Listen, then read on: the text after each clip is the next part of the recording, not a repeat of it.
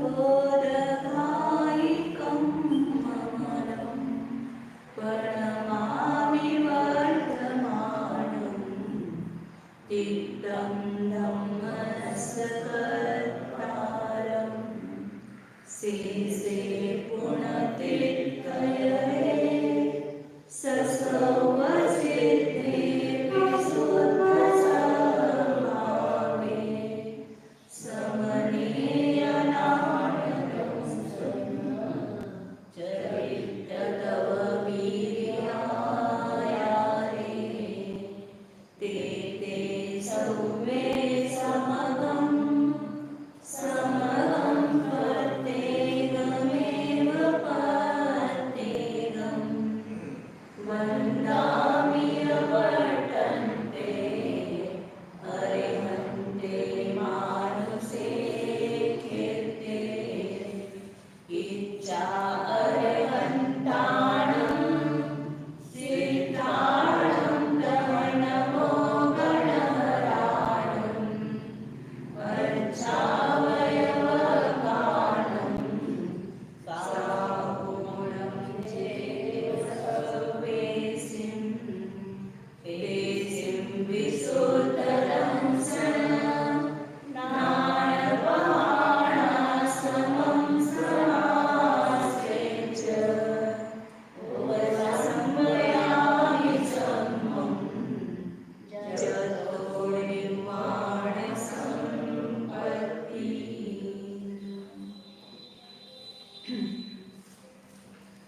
जय बोलो कलिकाल सर्वज्ञ आचार्य कुंद देव की जय बोलो आध्यात्म मूर्ति आचार्य अमृतचंद्र देव की जय बोलो आचार्य संजय सिंह देव की जय बोलो चारित्र चक्रवर्ती आचार्य शांति सागर जी महाराज की जय बोलो प्रातस्मरणीय गुरुदेव सिंह महाराज की जय बोलो आचार्य प्रवृत्ति सुंदर सागर जी महाराज की जय बोलो आचार्य मोह दीक्षा गुरु वात्सल्य सिंधु आचार्य सुरेश सागर जी महाराज की जय बोलो परम पूज्य सुरेश सागर जी महाराज की जय बोलो आदिकाय चतुर्थी माता श्री बुद्धगुंड आचार्य विरचित प्रवचन सार नामक यह ग्रंथ है। इसमें पहला अधिकार ज्ञान तत्व प्रज्ञापन। प्रारंभ में आचार्य ने समता भाव को प्राप्त करने की प्रतिज्ञा की और उस प्रतिज्ञा के निर्वाह के लिए ही यहाँ पर चारित्र का स्वरूप बता रहे हैं। चारित्र का स्वरूप 3 गाथाओं में कल बताया था और अभेदनय से आत्मा ही चारित्र है ऐसा यहाँ पर निश्चित किया। जब अभेदनय की अपेक्षा से पर्याय का द्रव्य के साथ अभेद करते हैं, अभेद गुण के साथ, एक तो गुण और पर्याय इनको छोड़कर के द्रव्य कोई वस्तु है ही नहीं है जगत में। गुण और पर्याय के समूह को ही द्रव्य कहते हैं। तो गुणों से द्रव्य का अभेद और पर्याय से गुणों का अभेद।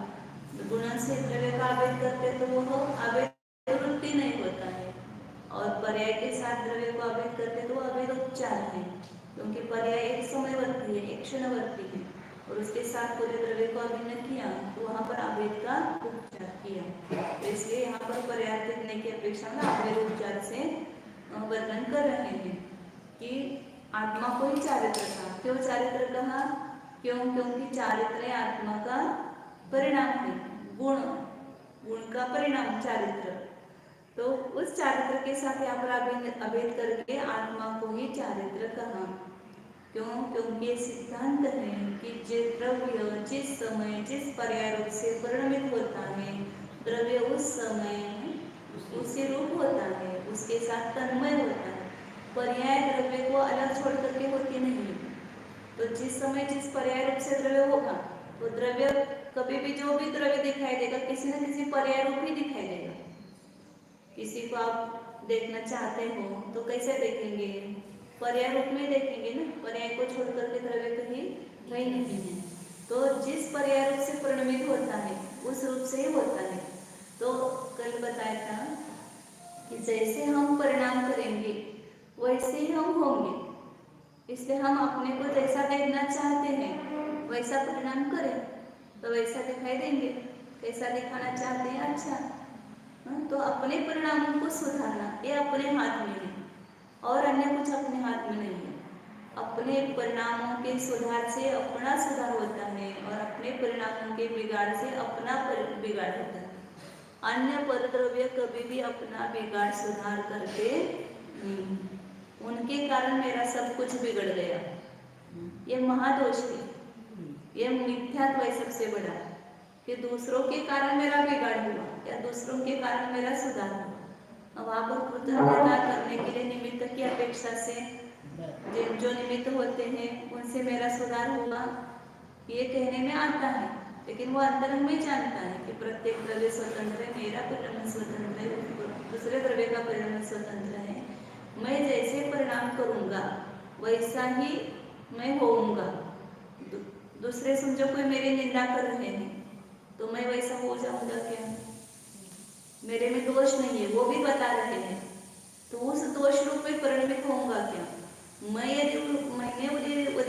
वो दोष किया है तो मैं उस रूप दोषी रूप दिखाई दूंगा या होऊंगा। लेकिन दूसरे के दोष दिखाने से मैं कभी दोषी होता नहीं। या दूसरे मेरी स्तुति कर रहे हैं, बहुत प्रशंसा कर रहे हैं, मेरे यशस कीर्ति नाम कर्म का उदय है तो मेरे सब स्तुति कर रहे हैं, तो भले मुझे कोई ऊपर चढ़ाए लेकिन मैं ऊपर चढ़ सकता हूँ क्या? यदि हम परिणाम से ऊपर चढ़े तो चढ़ेंगे, दूसरों के चढ़ाने से हम चढ़ सकते नहीं है। और अपने परिणामों को सुधारेंगे तो अपना कल्याण है। तो अपने परिणामों का स्वयं पर भी असर होगा, वो अपने परिणामों का होगा, और दूसरे पर भी अपना असर होगा, जो प्रभाव होगा वो भी अपने परिणाम के निमित्त से होगा। हमारे परिणाम अच्छे हैं तो हम अच्छे, हमारे परिणाम खराब है तो हम खराब है। फिर अच्छे परिणाम किसको कहना वो भी पता नहीं ना, बुरे परिणाम कौन से और अच्छे परिणाम कौन से? अच्छा परिणाम करना मतलब क्या करना? तो जिस परिणाम से अपने को शांति मिले, आनंद मिले, वो परिणाम अच्छा। और जिस परिणाम से हम आकुलित व्याकुलित हो जाते हैं, क्षुब्ध हो जाते हैं, वे परिणाम खराब है समझो। और अपने अच्छे परिणामों का अपने आप दूसरों पर प्रभाव होता है। ऐसा आप देखो कभी भी, अभी हम किसी के बारे में ऐसा चिंतन कर रहे हैं, वो अच्छा नहीं है, वो बहुत ऐसा करता है वैसा करता है, मुझे बहुत तकलीफ देता है, ऐसे आप उसके बारे में सोचते रहेंगे ना तो उसके भी वैसे ही परिणाम होंगे। आप ऐसा सोचो कितना भी खराब है तो आप अपने परिणामों में क्यों खराबी करते? आप तो ऐसा सोचो उसमें जो गुण है उसको ढूंढो और उस गुणों का चिंतन करो, या ऐसा चिंतन करो कि वो बहुत अच्छा है और उसके भी परिणाम अच्छे हो जाए, और उसके प्रति मैंने जो पूर्व में कुछ भी गलती की है उसके लिए वो मुझे मेरे साथ ऐसा व्यवहार कर रहा है। अब मैंने जो पूर्व में किया था उसके प्रति भाव वो मेरा मिथ्या हो दुष्कृत, ऐसे अंतर में प्रतिक्रमण के भाव करके उस जीव के प्रति आप अच्छा विचार करते रहो, देखो उसमें बदल होता है कि नहीं। ऐसा बहुत मतलब 99% ऐसा अनुभव में आता है कि हम अच्छे परिणाम करते तो दूसरे के भी परिणाम अपने आप अच्छे हो जाते हैं। हम ही हमेशा बुरा विचार करते हैं इसलिए दूसरे का भी परिणाम अपने प्रति वैसा बुरा आता है। एक सन्मति संदेश में बहुत पहले 30-40 पहले कहानी पढ़ी थी, चुटकुला आता था उसमें पहले पेज पर, मासिक आते पहले हम वो पढ़ते थे चुटकुला और कॉपी में लिख भी लेते थे, बहुत अच्छे आते थे पहले, सन्मति संदेश बहुत अच्छा था। तो उसमें एक आया था कि परिणामों का प्रभाव कैसे होता है। तो एक बूढ़ी माँ चल रही थी, शहर से गांव में जा रही थी, क्योंकि शहर में जब बाजार रहता है तो देहातों के लोग क्या करते हैं, अपनी खेती में जो भी उगा है उसको लेकर के, अनाज या सब्जी या फल जो है उसको लेकर के बेचने के लिए जाते बाजार के दिन। फिर वो बाजार का दिन था, वो गई थी और तो उसके पास में बहुत सामान था, बूढ़ी हो गई थी ज़्यादा, तो वो जा रही थी गांव, थक गई बहुत थोड़ा सा चलने के बाद। तो एक जवान लड़का गाड़ी में बैठ करके साइकिल पर, उस समय जमाने में साइकिल ही थी ज़्यादा, तो साइकिल पर बैठ करके आ रहा था। तो उसको देख करके उसको वो माँ को लगा कि थोड़ा मुझे हेल्प करेगा तो अच्छा होगा, मैं बहुत थक गई हूँ, ये बेटा जरा मुझे तुम मदद करो, मैं बहुत थक गई हूँ, मुझे थोड़ा गांव तक छोड़ दो, मेरे पास सामान भी बहुत है। तो वो जवान लड़के क्या जोश में रहते हैं, बोले क्या मैं तेरा नौकर हूँ क्या, मैं तुझे ले जाऊँ, मुझे टाइम नहीं है। तो वो ऐसा करके उसको बोल करके चला गया आगे। उसके पास में सब बाजार करके पैसा भी था, सब था ना उसके इसमें सामान में। तो वो जाता है आगे, तो बूढ़ी माँ को विचार आता है, तो बोले कि अच्छा हुआ मैं नहीं रही उसके साथ, वो कहीं मुझे ये करके मेरा सब लूट ले जाता तो क्या करते। और फिर वो आगे जाता है, उसको ऐसा विचार आता है क्या ये अच्छा होता मैं उसको ले लेता, तो उसके पास जो है धन मैं लूट सकता था।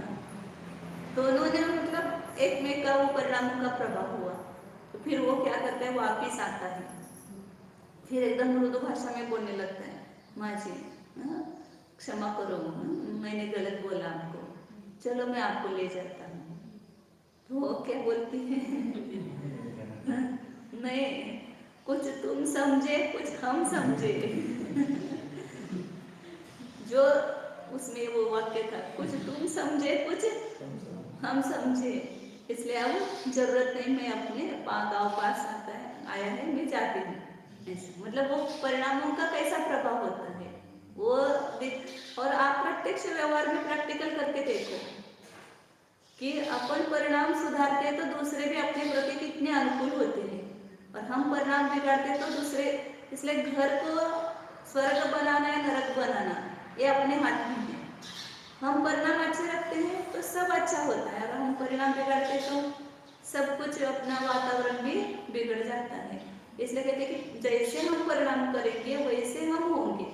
इसलिए दूसरा भले ही आपके प्रति कितना भी दुर्व्यवहार कर रहा है तो उससे अपना भला बुरा होने वाला नहीं है, वो वैसे हम परिणामित होने वाले नहीं है। इसलिए अपने परिणामों को सुधारना ये अपना पुरुषार्थ है। पुरुषार्थ तो दूसरा कुछ करना ही नहीं, द्रव्य तो अपना शुद्ध है, द्रव्य तो अनंत गुणों से भरा हुआ है, तो पुरुषार्थ क्या करना है, हर समय दिन भर कल अभी पढ़ा देखा क्या कभी मेरे परिणाम कैसे हैं, मैं कैसे परिणामित हो रही हूँ। खाना खा रहे हैं तो उस समय जो खाने रूप जो अन्न जा रहा है वो किस रूप परिणामित हो रहा है, शरीर रूप परिणामित हो रहा है, लेकिन उस समय हमने जो परिणाम किए उस रूप हम हो रहे हैं। तो आप भोजन की आसक्ति से भी भोजन खा सकते हो और निरासक्त भाव से भी भोजन खा सकते हो, दोनों से खा सकते हो। यदि निरासक्त भाव रूप से वो भोजन का सेवन करेंगे तो वो आपका अशुभ कार्य भी शुभ में बदल जाए। हमें शुभ कमाना नहीं आता है, पैसा कैसे कमाना उसकी हमारे पास युक्ति है, लेकिन हमें अच्छा अपने पास आत्मा के पास अच्छा धन कैसे इकट्ठा करना उसकी क्या रीति है वो यहाँ धर्म में आकर सीखने को मिलती है। तो जो हम अशुभ क्रिया करते हुए भी शुभ भाव कर सकते हैं, शुभ क्रिया करते हुए भी शुभ भाव करना चाहिए, और अशुभ क्रिया करते समय भी क्रिया तो अशुभ हो रही है, लेकिन उसी अशुभ क्रिया को हम शुभ में कैसे बदल सकते हैं। खाना बना रहे तो मुनि राजन के लिए शुद्ध जैसा बनाओ, तो वही आपका पाप का कार्य कैसे हो जाएगा, पुण्य रूप परिणमित हो जाएगा ना। आहार करो चौका लगा तो लोगों को लगता है ये कष्ट है बहुत, हमें हमसे नहीं होता है, लेकिन आपको पुण्य कैसे कमाना ये पता नहीं ना। तो जो बच्चों के लिए, अपने पति के लिए या घर के लोगों के लिए जो आप कष्ट कर रहे हो उसमें ही थोड़ा सा अपन वो शुद्धता करेंगे तो उसका अपने को ये फल मिलेगा कि पुण्य मिलेगा, वो सब पाप का प्रक्षालन होगा। इसलिए आचार्य कहते हैं कि अपने परिणामों को सुधारना चाहिए, और परिणामों से वास्तव में हम सुखी दुखी हैं, दूसरे किसी से सुखी दुखी नहीं है। यदि हमारे परिणाम अच्छे हैं तो हम सुखी हैं, और यदि हमारे परिणाम बिगड़ते तो दुखी। आप प्रयोग करके देखो कभी भी, दूसरे किसी वातावरण से या बाहर से हम दुखी सुखी नहीं है। इसलिए आचार्य कहते हैं कि अब आगे भी वो गाथा आ रही है, तो गाथा उसी संदर्भ में है, उसका अपन पढ़ते हैं आगे। जो कल बताया था सिद्धांत उसका ही उदाहरण दृष्टांत यहाँ पर बता रहे कि जिस परिणाम रूप से द्रव्य परिणमित होता है जिस काल में, उस काल में उसी परिणाम रूप से वह होता है। तो उसका यहाँ पर अब आत्मा पर घटित कर रहे हो, जीव पर। वास्तव में यहाँ घटित क्या करना है कि आत्मा को छोड़ करके चारित्र अलग नहीं है। तो उसके लिए यहाँ पर दृष्टांत रूप से बता रहे गाथा। अर्थ 9 नंबर की गाथा है, 8 2 वेदी पूरी, अमृतचंद्राचार्य की उत्थानिका है। अथ जीवस्य शुभाशुभ शुद्धत्वं निश्चिनोति। अब जीव में शुभपना, अशुभपना और शुद्धपना तीनों निश्चित करते हैं। ये निश्चित हो गए ना, जिस परिणाम रूप से परिणमता है वैसा ही वो उसके साथ तन्मय है। तो वही आप यहाँ पर बता रहे कि जीव में ही शुभपना है, अशुभपना है और शुद्धपना है, क्योंकि इन 3 परिणाम रूप से जीव स्वयं परिणमता है। वो एक गाथा में बताते हैं। जीवो परिणमति जदा, जीवो परिणमति जदा, सुहेन असुहेन वा सुहो असुहो, सुहेन असुहेन वा सुहो असुहो, शुद्धेन तदा शुद्धो, शुद्धेन तदा शुद्धो, भवति परिणाम सद्भावो, भवति परिणाम सद्भावो। जीवो परिणमति जदा, सुहेन असुहेन वा सुहो असुहो, शुद्धेन तदा शुद्धो, भवति परिणाम सद्भावो। जीवो परिणमति जदा, जीव जब परिणमित होता है, कैसे? सुहेन परिणमति तदा सुहो भवति। 3 वाक्य कर रहे हैं। जब जीव शुभ रूप से परिणमित होता है तब शुभ होता है। जदा असुहेन परिणमति तदा अशुभो भवति। जब अशुभ रूप से परिणमित होता है तब अशुभ होता है। और जब शुद्धेन परिणमति शुद्ध होती, जब शुद्ध रूप से परिणमित होता है तब शुद्ध होता है।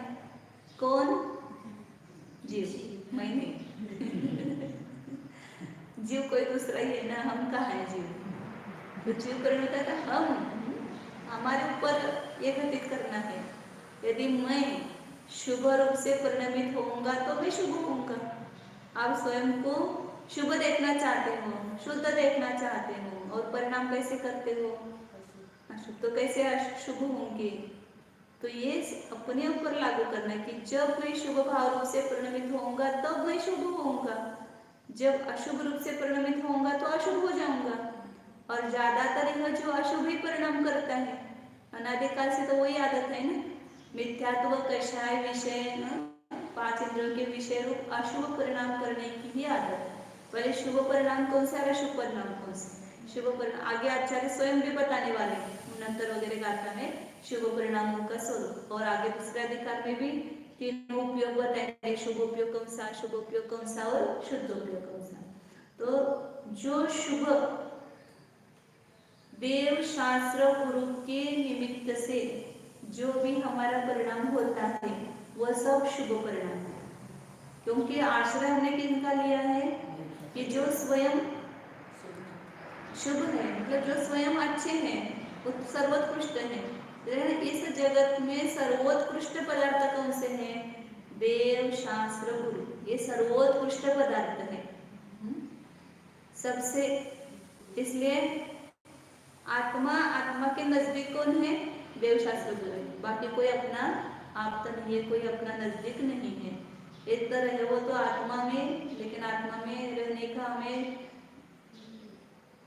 ज्यादा देर नहीं रह सकते हैं, सामर्थ्य नहीं है।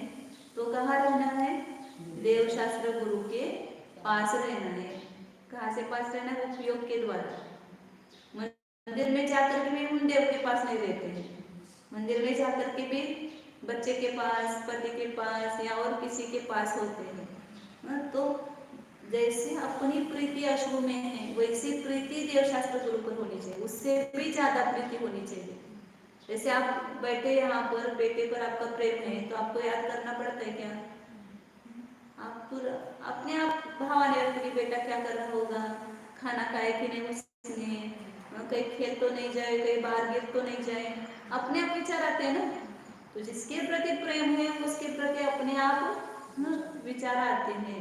तो ऐसी वो प्रीति जैसे उसमें तुलसीदास जी ने लिखा ना, जैसे प्रेम आराम पे तैसा हर पर होए, चले जाए वैकुंठ में। जैसा हराम पर प्रेम है तुम्हारा, ऐसे हर पर होता, मतलब हरि पर होता, तो तुम अभी तक कहाँ रहते, वैकुंठ में चले जाते। तो वो प्रेम राग, शुभ राग जो है वो उत्पन्न होना, पूजा करना शुभ राग नहीं है, ये शुभ उपयोग नहीं है। पूजा करते समय भगवान के प्रति अंदर में बहुमान उत्पन्न होना, उनके प्रति आदर सम्मान भाव उत्पन्न होना, वो शुभ उपयोग है। भगवान कहाँ पर है वही पता नहीं चलता है, हम क्या कर रहे हैं वही पता नहीं है, और हमारा उपयोग तीसरी जगह रहता है। ज्यादातर ऐसा होता है लोगों का, जो बहुत अपने परिणामों के प्रति सावधान है वही वहां पर पूजा अभिषेक करते समय भगवान मैं किसको उठा रहा हूँ, त्रिलोकीनाथ को, कैसा अंदर से रोम रोम आता होगा कि उस त्रिलोकीनाथ को हाथ में लेते हुए, और फिर उसको रखते हैं, उनको अभिषेक कर रहे हैं। तो एक किनका मैं कर रहा हूँ, उनके वो यदि अपने हृदय में है तो वो शुभ उपयोग आएगा, वही हृदय में नहीं है तो शुभ उपयोग कहाँ से आएगा? इसलिए कहते हैं हम शुभोपयोग रूप से परिणमित होंगे, शुभ परिणाम रूप से परिणमित होंगे तो शुभ होंगे। तो शुभ परिणाम कौन से हैं? तो कहा कि देव शास्त्र गुरु की भक्ति, पूजा, बहुमान उनका, स्वाध्याय करना, प्रतिक्रमण, व्रत आदिकों का पालन करना, ये सब शुभ उपयोग है। लेकिन उसके साथ हमारे परिणाम होंगे, उपयोग होंगे, तो उसको शुभ उपयोग कहेंगे। क्रिया करते समय भी हम मतलब स्वयं आप अन्वेषण करो कि क्या चलता है, प्रतिक्रमण कर रहे हैं तो प्रतिक्रमण भाव हो रहे हैं क्या, भगवान का अभिषेक देख रहे हैं तो क्या अंदर में उपयोग क्या चल रहा है। तो ये स्थितिकरण है अपना, कल आएगा ना स्थितिकरण, तो अपना स्थितिकरण क्या करना चाहिए? बार बार उपयोग भटकते हैं, आदत नहीं इस उपयोग को एक जगह रहने की, एकाग्रता करने की, तो बार बार शुभ क्रिया करते हुए भी हमारे उपयोग बाहर भटकते हैं, उसको उस उपयोग को खींच करके इसमें लाना पड़ता है। जैसे बालक जो है, माँ काम करती रहती है, वो बाहर भागता है, तो माँ क्या करती है, बार बार उसका ध्यान कहाँ रहता है, बच्चा कहीं बाहर तो नहीं चला जाए, गिर तो नहीं जाएगा। छोटा बच्चा जब होता है तो माँ को अब चित्त ही नहीं रहता है खाना बनाने में या कुछ करने में, हम देखते हैं वो बाहर अनुभव करके। तो वैसा हमारा भी बार बार क्रिया करते समय उस ये उपयोग रूपी बच्चे को खींच करके लाना पड़ता है। ये अपना स्थितिकरण है बार बार। तो क्या कर रहा है, पूजा कर रहा है ना, क्या ढोंग कर रहा है, अपने को संबोधन करो, चलो वहां जुड़ जाओ, आओ अंदर, बाहर नहीं जाना, अंदर आओ। ऐसे उपयोग को ध्यान में बैठे, एक एक घंटा ऐसा ही खाली जाता है कभी कभी, आप बोलते हैं ध्यान में लगता है। तो उपयोग बहुत ये है, हट्टी बालक है या क्या बोलते हैं उसको, मतलब बहुत करामती बालक है, नहीं बैठता एक जगह, उसको खींच के लाना पड़ता है। ये पुरुषार्थ करना है, साधना करने मतलब क्या करना है, यही साधना करने की, अपने उपयोग को कैसे एकाग्र करें, उसके लिए बैठने की पहले आदत करो। बैठेंगे नहीं तो मन उपयोग एकाग्र कैसे होगा, हम इधर उधर ही भागेंगे और दूसरे भी अपना उपयोग लगाएंगे, उस उपयोग को कभी एकाग्र होने की आदत ही नहीं होगी। तो भले पहले उपयोग नहीं लगता है तो भी बैठो, बैठने की आदत करो, फिर ऐसे धीरे धीरे आपको प्रैक्टिस होती जाए, उसको विषय दो तो उपयोग एकाग्र हो जाएगा। तो कहने का भाव क्या है कि परिणाम हमारे कैसे हो रहे हैं इसकी तरफ अपना ध्यान होना चाहिए, क्योंकि जो भी फल मिलता है वो मेरे परिणामों का मिलता है। जिस जीव को मेरे परिणामों का फल क्या होगा इसका विचार आता है वो सच्चा श्रोता है। थोड़ा जी ने श्रोता के गुण कहे, उसमें एक योग्यता बताई कि जिसको ऐसा विचार आता है कि ये जो मैं परिणाम कर रहा हूँ, किसी के प्रति ईर्ष्या भाव कर रहा हूँ, किसी के प्रति द्वेष भाव कर रहा हूँ और कुछ कर रहा हूँ, उसका फल मुझे क्या मिलेगा? अभी तो वर्तमान में आपको आनंद आ रहा है कि उसको ऐसा किया, मैंने अच्छा ही किया, लेकिन उस परिणामों का फल आपको आगे करके क्या मिलेगा? ये विचार अपने को आएगा तो अपने परिणाम सुधारेंगे। तो शुभ परिणाम से परिणमित होंगे तो यह जीव शुभ होता है, और अशुभ परिणाम से परिणमित होता है अशुभ तो कहने की जरूरत ही नहीं, क्योंकि करणान योग भी ये बताता है कि इस जीव के अशुभ उपयोग ज्यादा, अशुभ परिणाम ज्यादा होते हैं, क्योंकि असाता का बंधकाल ज्यादा है, साता का बंधकाल कम है। साता को बांधने के परिणाम में शुद्ध परिणाम है, और असाता को बांधने के परिणाम संक्लेश परिणाम है। तो संक्लेश परिणाम ज्यादा करता है कि शुद्ध परिणाम ज्यादा करता है।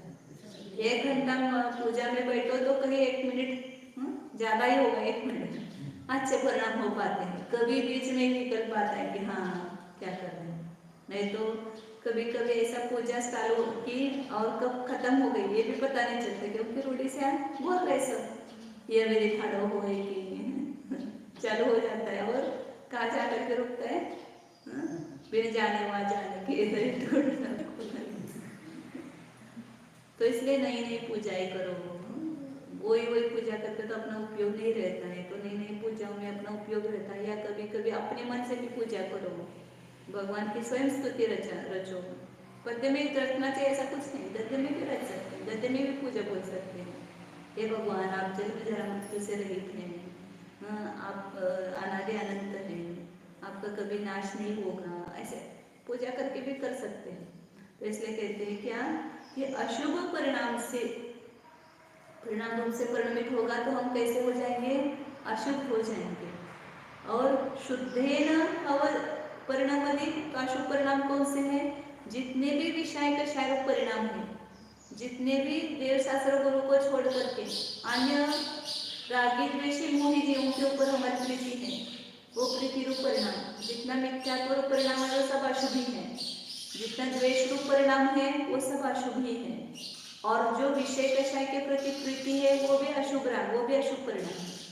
केवल देव शास्त्र गुरु के प्रति जो राग है वो शुभ परिणाम है, और अपने आत्मा को प्राप्त करने, शुद्धता की प्राप्ति के लिए, शुद्धोपयोग की प्राप्ति के लिए जो हमारा प्रयत्न है, जो हम परिणामों की विशुद्धि करते हैं वो सब शुभ परिणाम है, और उस शुभ परिणाम से हम शुभ होंगे। और शुद्धेन, और शुद्ध परिणाम कौन सा है कि जो अपने आत्म स्वरूप में लीनता रूप परिणाम है वो शुद्ध परिणाम है। पूर्णता राग द्वेष मोह का अभाव होना वो शुद्ध परिणाम है, पूर्ण शुद्ध परिणाम। लेकिन एक देश शुद्ध परिणाम जो है वो चतुर्थ गुण स्थान से लेकर के 12 गुण स्थान तक, वो भी उसको भी कथनचित आंशिक रूप से शुद्ध परिणाम कह सकते हैं। वो शास्त्र में अभी आएगा, इसमें टीका में आएगा, उसको तब देखेंगे अपन।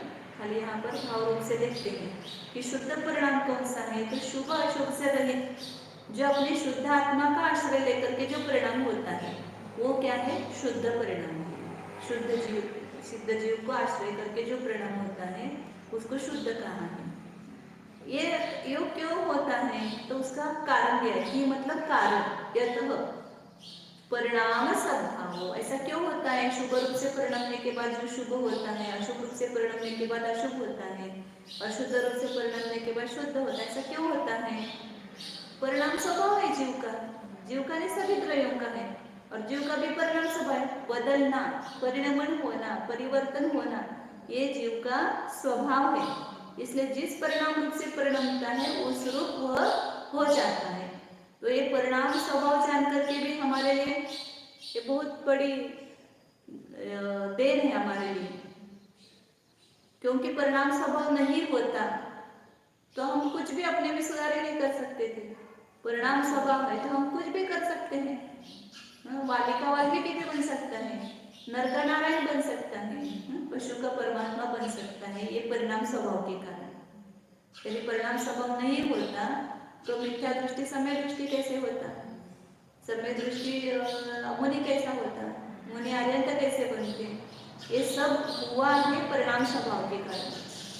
वही जीव ध्रुवा रहते हुए भी उसमें परिणमन हो रहा है नित्य, इसलिए ये सब बदल हो रहा है। तो आज अशुभ परिणाम से बदल करके हम शुभ परिणाम कर सकते हैं, और शुभ परिणाम बदल करके शुद्ध परिणाम कर सकते हैं, क्योंकि हमारा परिणाम स्वभाव है। क्यों नहीं हम अशुभ छोड़ सकते, नहीं तो ऐसे इतना संसार जो हमको देखो ना, नहीं हम बहुत पापी हैं, हम ऐसे हैं, हम कैसे आपके समान हो सकते हैं, हमसे भी बढ़िया हो सकते हैं, हमारे समान क्या, हमारे से भी आप ऊपर जा सकते हैं। क्यों? क्योंकि बदलने का जीव का स्वभाव है, परिणाम स्वभाव है। कौन जीव कब ऊपर चढ़ेगा, कब उसका उन्नति होगी, कुछ भी नहीं पता है।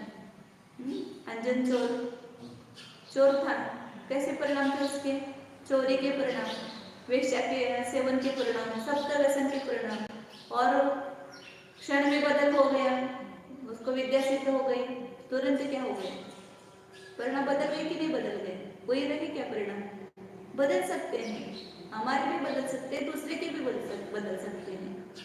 इसलिए कल बताया था कि वर्तमान परिणाम रूप से केवल उसको मत देखो, उसको बदलेगा, ये भी बदलेगा। आज ऐसे परिणाम है, कल हमारे से भी बढ़िया परिणाम हो सकते हैं। इसलिए उसका ग्लानि मत करो, उसका जुगुप्सा मत करो उस जीव की।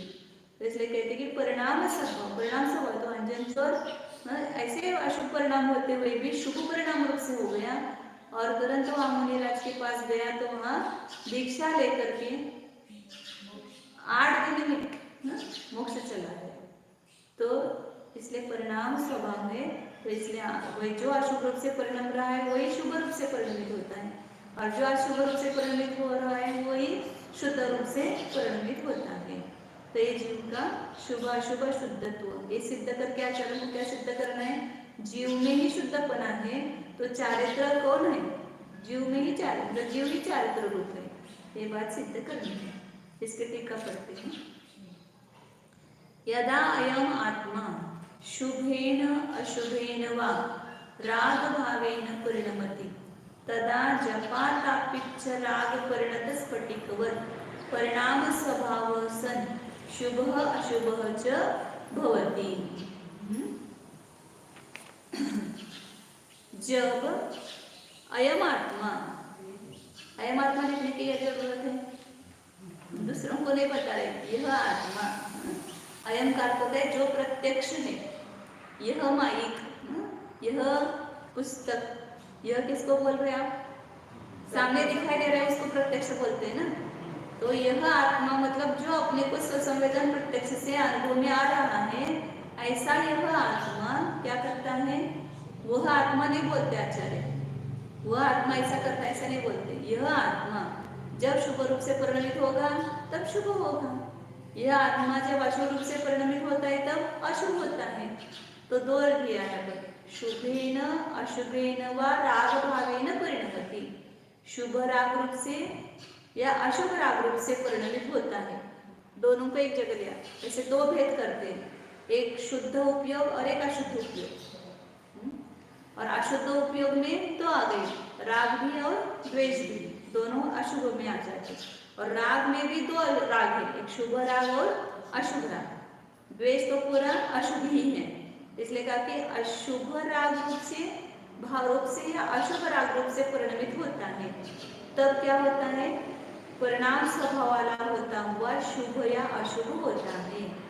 उसके लिए दृष्टांत दिया आचार्य ने बीच में, जपातापिच्च राग परिणत स्फटिकवत्।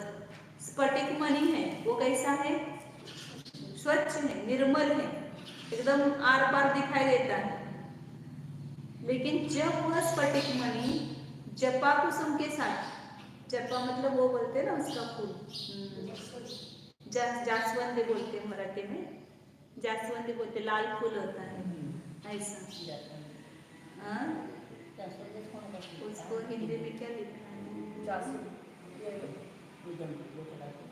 जवाकुसुम, जवाकुसुम लाल होता है जवा। और तमाल पुष्प, तमाल का पुष्प काला नीला होता है और जपा का पुष्प लाल होता है। तो शुभ राग के लिए लाल का उदाहरण लिया, अशुभ के लिए नीला मतलब काला, काली माँ है ना, पाप ये काली माँ है, शुभ ये लाली माँ है, और शुद्धता जो है वो शुद्धपना है, निर्मलपना है। इसलिए कहते जपातापिच्च राग परिणत स्फटिकवत्। जब वह स्फटिक मणि लाल जपा कुसुम के सानिध्य में आता है तो कैसा दिखाई देता है? जपा कुसुम ले लो और उसके ऊपर स्फटिक मणि रखो, स्फटिक मणि के बाजू में रखो, तो स्फटिक मणि पूरा लाल दिखाई देता है, लाल रूप से परिणत ही हो जाता है, क्योंकि उस समय उसकी उस उपाधि के निमित्त से सोपाधिक अवस्था हुई है, तो राग रूप से परिणमित होता है। और जब जपा तापिच्छ मतलब तमाल पुष्प के सानिध्य में आता है तो वो नीला दिखाई देता है, काला दिखाई देता है। तो उस राग रूप से परिणत स्फटिक के समान जीव भी जब शुभ की उपाधि के सानिध्य में आता है तो शुभ राग रूप से परिणमित होता है, तो वो शुभ हो जाता है। और अशुभ द्रव्यों के सानिध्य में आता है तो अशुभ रूप से परिणमित हो जाता है, अशुभ राग रूप से। स्त्री पुत्र मित्रादि आएंगे तो उनके निमित्त से शुभ रूप से परिणमता है क्या? उनके प्रति राग जो आसक्ति है वो अशुभ रूप से ही परिणमित होता है। लेकिन ज्ञानी उनको भी लक्ष्य करके अपने परिणामों को सुधारता है। पुत्र को देखेगा तो उसमें क्या देखना है, ये मेरा पुत्र है ऐसा नहीं, ये एक जीव है। और ये जीव का मेरे साथ कोई भी संबंध नहीं है, ये जीव स्वतंत्र है, इसका परिणाम स्वतंत्र है। ऐसे प्रत्येक द्रव्य की स्वतंत्रता जान करके उनके प्रति यथार्थ वस्तु स्वरूप रूप से देखेगा तो उसके प्रति भी अशुभ राग उत्पन्न नहीं होगा। इसलिए जगत में जितने भी जीव हैं या जितने भी द्रव्य हैं उनको लक्ष्य करके उनको उनके द्रव्य गुण पर्याय रूप से देखो तो उनके प्रति राग और द्वेष भी भाव अपने को नहीं होगा। इसलिए कहते हैं कि अशुभ रूप से अशुभ राग रूप से परिणमित होता है तो अशुभ होता है। किसके समान?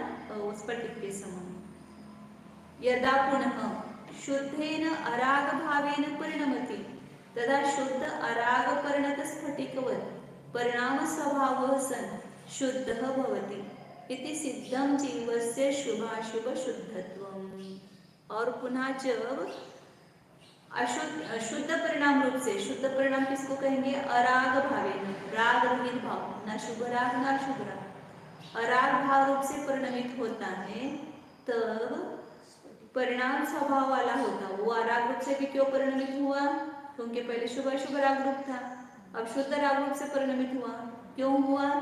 परिणाम स्वभाव है जीव का, तो इसलिए परिणाम स्वभाव वाला होता हुआ शुद्ध भवति, शुद्ध होता है। किसके समान? उसके लिए भी दृष्टांत स्फटिक कह दिया है। शुद्ध अराग परिणत स्फटिकवत्, जिस प्रकार शुद्ध रूप से परिणत मतलब राग रहित, ना लाल पीला काला, इस किस रूप से भी नहीं, अपने स्वभाव रूप से ही जब परिणत होता है तब स्फटिक शुद्ध कहा जाता है। उसी प्रकार जीव जब राग किसी भी राग, ना देव शास्त्र गुरु के प्रति राग है ना स्त्री पुत्र मित्रादि के प्रति राग है, वो अपने आत्म स्वरूप में स्थित है या संपूर्ण राग भाव से रहित हो गए। दो प्रकार से है यहाँ पर शुद्ध परिणाम। एक तो चारित्र रूप से वो शुद्ध परिणमित होना, तो पूर्णता चारित्र मोहनीय कर्म का अभाव होगा तब वो अराग भाव रूप से परिणमित होगा। और निचली भूमिका में पूर्णता अराग भाव नहीं होता है, लेकिन जितने राग का अभाव होता है उसकी अपेक्षा से वहां पर अराग भाव कथनचित कहा गया है निचले गुण स्थान में। लेकिन उस भूमिका में भी आप जब अपने आत्मा को आश्रय करके उस आत्मा में स्थित होंगे तो वहां पर आपको कोई बुद्धिपूर्वक राग द्वेष भाव नहीं होगा, तो वहां पर शुद्धता का अनुभव होता है। इसलिए कहते हैं कि शुद्ध अराग परिणत स्फटिक के समान वह जीव शुद्ध रूप से जब परिणमित होता है तब शुद्ध होता है। ऐसा जीव में ही शुभ अशुभ शुद्धपना तीनों भी कहाँ पर है? बाहर नहीं है। जीव में ही शुभपना है, जीव में ही अशुभपना है, जीव में ही शुद्धपना है। जीव को छोड़ करके बाहर शुभ अशुभ शुद्धपना नहीं है। तो जिस परिणाम से परिणमता है जीव वैसा ही होता है। इसका चिंतन होना चाहिए अपने को। खाली पढ़ते हैं हम दिन भर, इसका 1 2 4 बार तो कम से कम प्रयोग होना चाहिए। ऐसा समझ में आना चाहिए हाँ हम ये परिणाम कर रहे हैं, तो अब हम ऐसे हो जाएंगे। अपने को अशुभ रूप नहीं होना है तो अपने को शुभ में लगाना है। तो अपने परिणामों की तरफ ख्याल होकर के अपने को उस रूप देखना, ये अपनी कला होनी चाहिए। अपना अपने को अन्वेषण करना आना चाहिए। दूसरे को पूछने की जरूरत नहीं कि मैं अच्छा हूँ क्या बुरा हूँ। हम अपने परिणाम को स्वयं तोल सकते हैं। नहीं तो लोगों को बहुत आदत होती है हम अच्छे की बुरी हैं, आपको कैसा लग रहा है, वो स्वयं बोलेगा ना। उसको यदि अच्छा लगेगा तो वो स्वयं उसके मुंह से निकलेगा ये आप अच्छे हो या कुछ भी हो। तो इसलिए दूसरों से अपने को अच्छा कहलाने की आशा नहीं रखना, हम स्वयं अच्छा होना है अपने को। वेद के शुभ अशुभ शुद्धोपयोग इन तीन पढ़ना है ना पहले।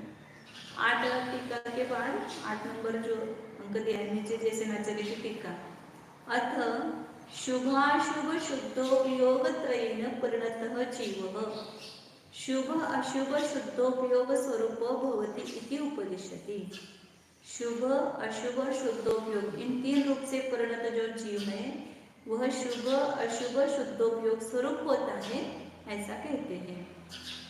जीवः कर्ता यदा परिणमति शुभेन अशुभेन वा परिणामेन तदा शुभेन शुभः भवति अशुभेन वा अशुभः भवति।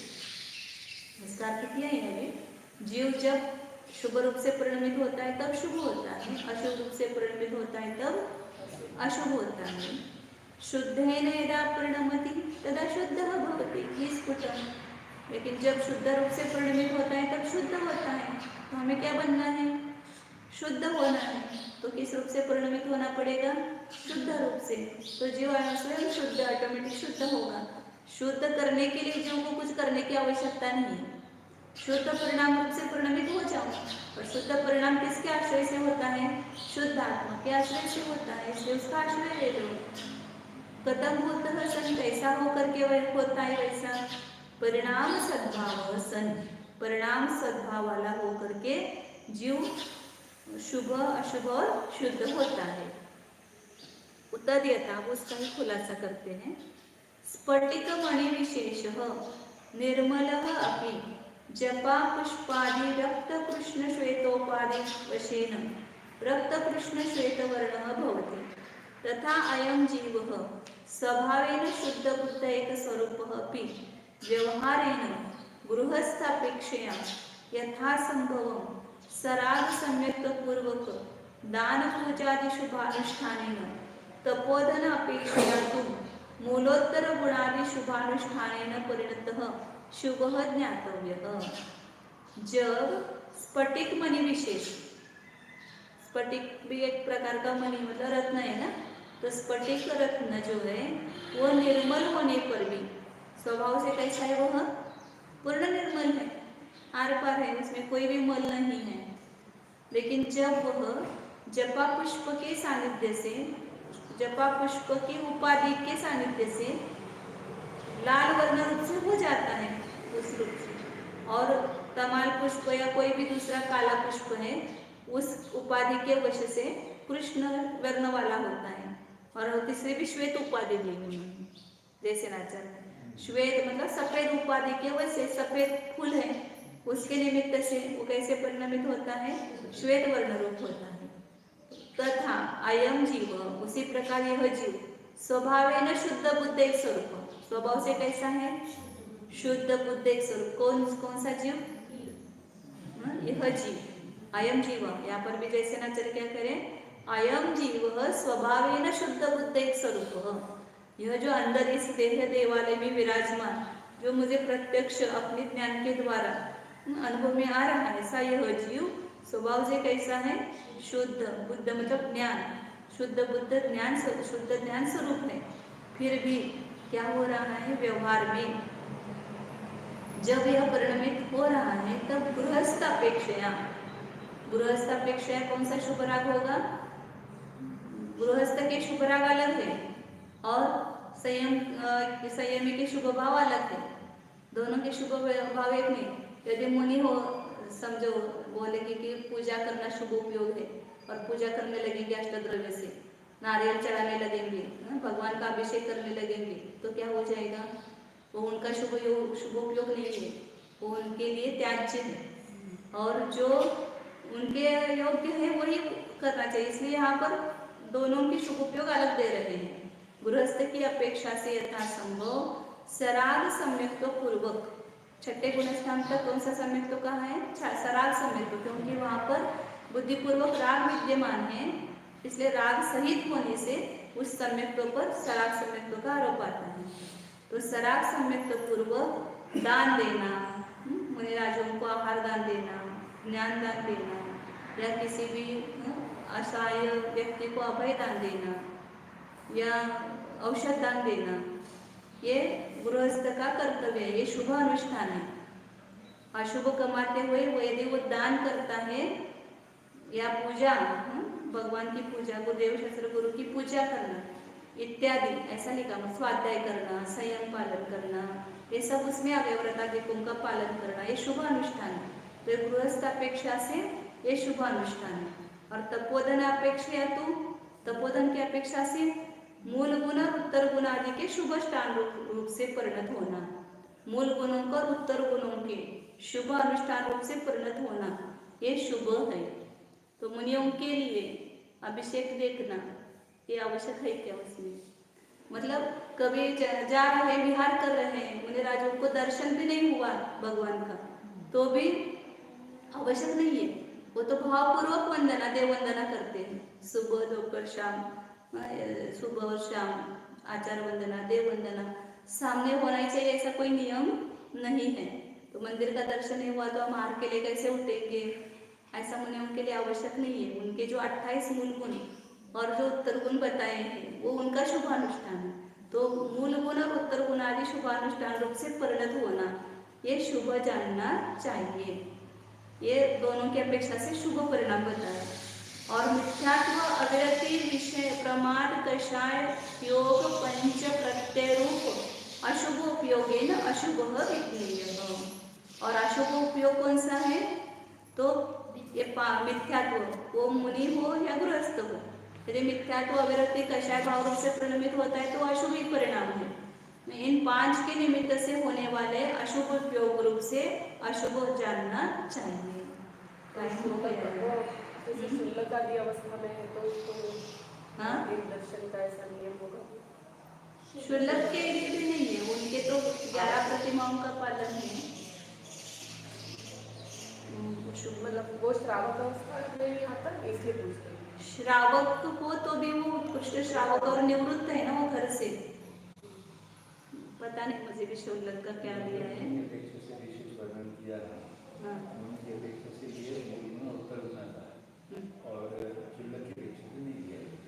नहीं, यहाँ ऐसे वो प्रसंग निकला ना, इसकी पूछते हैं। शुल्लक को अभिषेकादि देखने का आवश्यक है कैसे? मुनियों को भी वो बताते किसी शास्त्र में ऐसा, लेकिन हम उनको नहीं आवश्यक है। हाँ नहीं, आवश्यक तो नहीं बता ऐसा मैं वो सुनील सागर जी आचार्य नहीं, वो साथ में रखते ना भगवान को, और वो रोज अभिषेक देख के बिना आहार को नहीं उठते हैं। यदि श्रावक सामग्री बना के दे दे तो साधु पूजा उस द्रव्य से कर सकता है। ये मूलाचार है।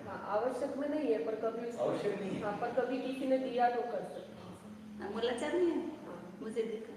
अभी मैं वो आचार्य सुनील सागर जी वहाँ गई थी, वहाँ अध्ययन हो रहा था, उसमें ये प्रसंग आया। मूलाचार वो द्रव्य चढ़ा सकते हैं। हाँ देखिए, अपन बाद में चर्चा करें। टाइम हो गया, इसको पूरा करना था लेकिन कल करेंगे, क्योंकि यहाँ पर आगे महत्वपूर्ण विषय आ रहा है, शुभ उपयोग, अशुभ उपयोग और शुद्ध उपयोग का गुण स्थान के अनुसार उसका खुलासा करेंगे विस्तार से।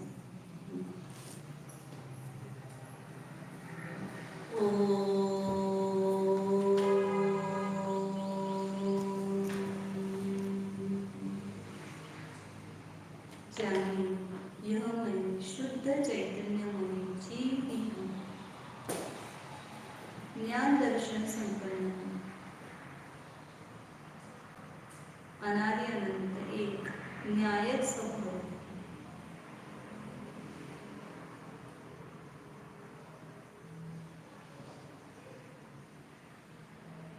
देखिए अपने शुद्ध जीव द्रव्य को देखिए। इसी देह देवालय में अपना शुद्ध परमात्मा, कारण परमात्मा विराजमान है। उसमें अपने उपयोग को लगा करके जाने।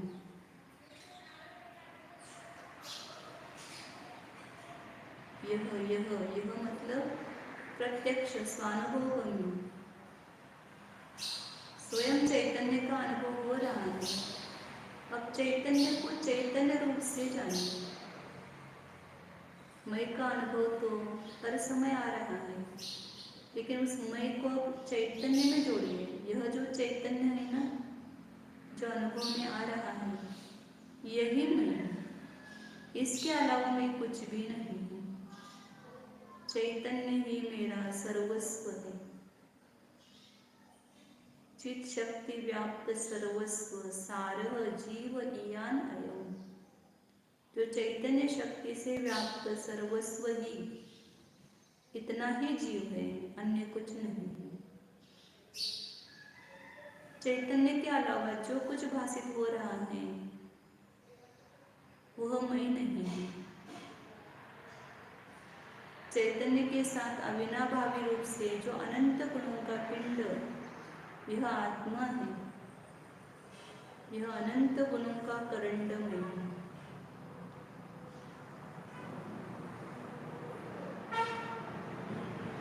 शुद्ध चैतन्य सत्ता स्वरूप ज्ञानानंद स्वरूप टंकोत्कीर्ण ज्ञायक स्वरूप ध्रुव स्वरूप एको शुद्ध